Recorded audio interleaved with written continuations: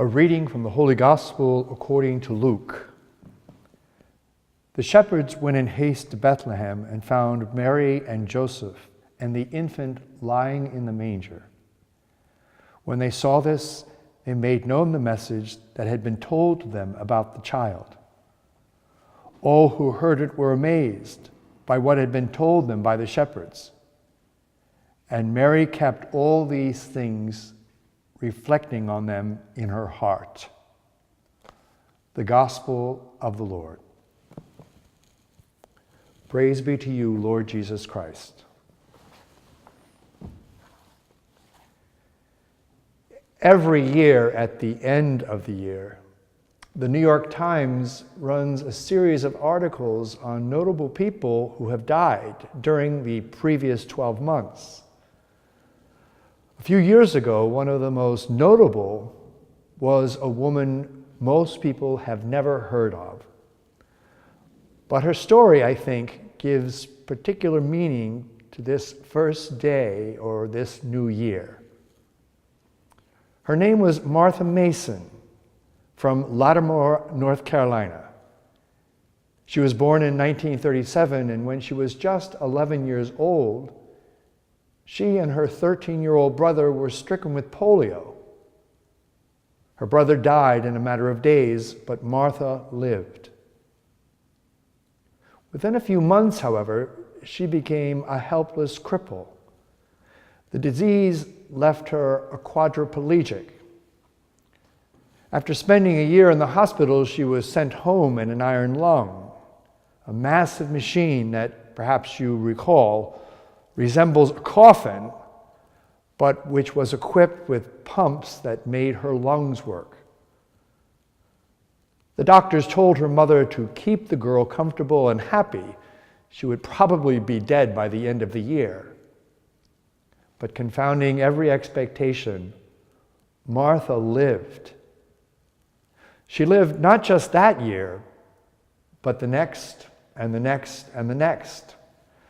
Her high school teachers brought her lessons every afternoon, and she studied hard, got good grades, and graduated.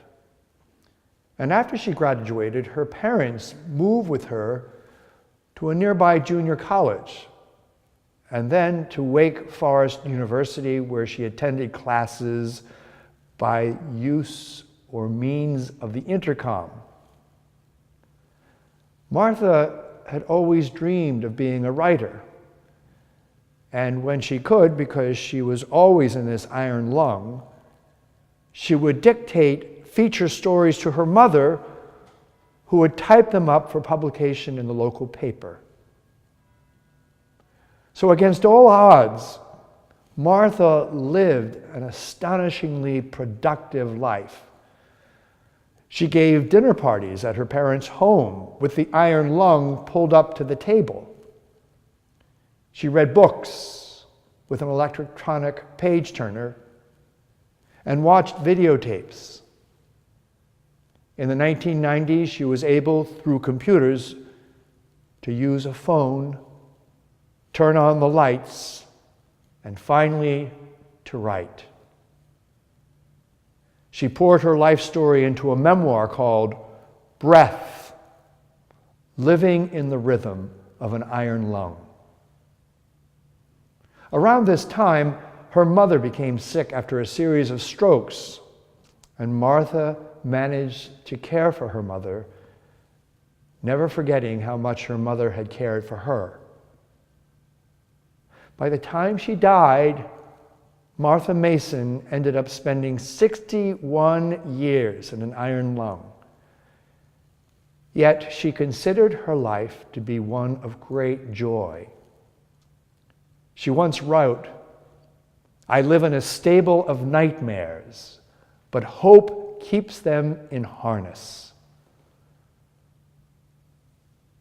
On this beginning of a new year, I think Martha Mason's story is a profoundly beautiful testament to living, a testament to confronting challenges and pain, but also, more importantly, a testament to living a life of possibility and hope. And possibility and hope lie at the heart of the honor that we give to Mary at the beginning of the year. The Church, in her wisdom, has chosen the first day of the new year to celebrate Mary as the Mother of God, the new Eve who gave birth to possibility and brought forth our great hope. Through Mary, the human race was reborn, revived, redeemed. Through her, we are all able to begin again. And isn't that what a new year is all about? Of course, so many of us have reduced this day to making resolutions and recovering perhaps from hangovers. It's a day for sweeping up the confetti and watching football games and making the resolution to walk a mile on the treadmill that was found under the Christmas tree. By the end of the month, the treadmill becomes a display case for potted plants. So much for our good intentions and our resolutions. But I'd like to suggest, if you want to make a genuine resolution, the great model for us all is, in fact, the woman we honor in the Church. If we truly want to transform our lives, we really can do no better than to resolve to be more like Mary, the Mother of God. And here are 5 resolutions I'd like to offer you for this new year. Number 1, resolve to accept angels when they come into your life, announcing what sounds like the impossible.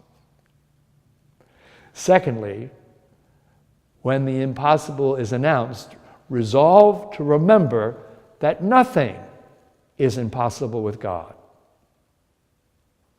Thirdly, resolve to welcome strangers. The shepherds of our world are those who show up unexpectedly in our lives.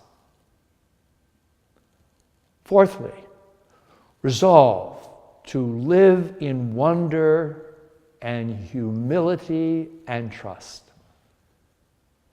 And finally, most importantly, as the gospel indicates today, resolve, like Mary, to keep all these things that happen to you and to reflect on them in your heart. What I'm trying to get you to do with these resolutions is to live in a world of possibility and to live in hope. And that is what it means to live like Mary, really. It is to embrace the divine and welcome it, and not to be afraid of what is to come. And that is what this new year represents. It is an opportunity to begin again, not simply at the beginning of the year, but because of the power of grace, to begin today and tomorrow and the next day, at any moment in our lives, to see an opportunity to begin again, to cherish more deeply the love we have been given by honoring the one who gave life to our salvation. The fact is, when we honor the Mother of God, we honor as well the gift of life. And at a time when that gift of life is increasingly under attack, may our hope and prayers be that we can each strive to defend that gift, to protect it and to cherish it. And the best place to start is with ourselves. Let us resolve as we enter into this new year to make our lives matter. Let us resolve, like Martha Mason, to make every breath count.